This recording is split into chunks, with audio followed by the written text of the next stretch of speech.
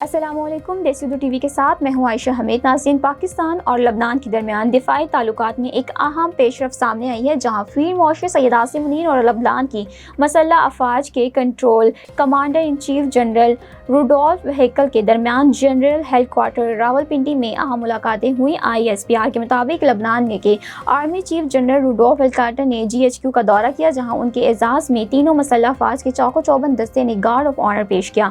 ملاقات کے دوران خطے کی سیکیورٹی صورتحال، دفاعی تعاون، باہمی دلچسپی کے امور اور دونوں ممالک کے فوجی تعلقات کو مزید مضبوط بنانے پر تفصیلی تبادلہ خیال کیا گیا۔ دونوں عسکری رہنماؤں نے اس بات پر اتفاق کیا کہ پیشہ ورانہ روابط، تربیتی پروگرامز اور ادارہ جاتی تعاون کو مزید فروغ دینا وقت کی اہم ضرورت ہے۔ اس موقع پر فیلڈ مارشل سید عاصم منیر نے کہا ہے کہ پاکستان لبنان کے ساتھ اپنے درینہ اور دوستانہ تعلقات کو انتہائی اہمیت دیتا ہے اور پاک فوج دونوں ممالک کے درمیان دفاعی تعاون کو مزید وسعت دینے کے لیے پرعزم ہے۔ دوسری جانب لبنان کی مسلح افواج کے سربراہ جنرل روڈولف ہیکل نے پاکستان کی مسلح افواج کی پیشہ ورانہ مہارت، آپریشنل صلاحیتوں اور عالمی امن مشیر میں ادا کیے جانے والے کردار کو سراہا۔ ISPR کے مطابق یہ ملاقات دونوں ممالک کے افواج کے درمیان بڑھتے ہوئے تعاون اور مضبوط ہوتے تعلقات کی عکاسی کرتی ہے، جبکہ مستقبل میں دفاعی شراکت داری کو مزید وسعت دینے کے عزم کا اظہار بھی کیا گیا۔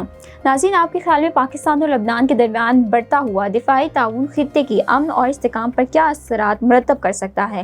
اپنی رائے کمنٹس میں ضرور بتائیں۔ دیسی اردو ٹی وی سے فی الوقت اتنا ہی۔ مزید خبروں اور اپڈیٹس کے لیے دیکھتے ہیں دیسی Urdu T V. Neurological care is a pressing healthcare challenge in Pakistan. That's why Helping Hand USA is building Kind-R, a world-class hospital with 130-plus clinics that is set to establish new standards for neurological care in Pakistan. As the first phase nears completion, anticipation is growing for the launch in the second half of 2025. Give zakat and sadaqah through Helping Hand USA today and join this historic endeavor to redefine future healthcare in Pakistan.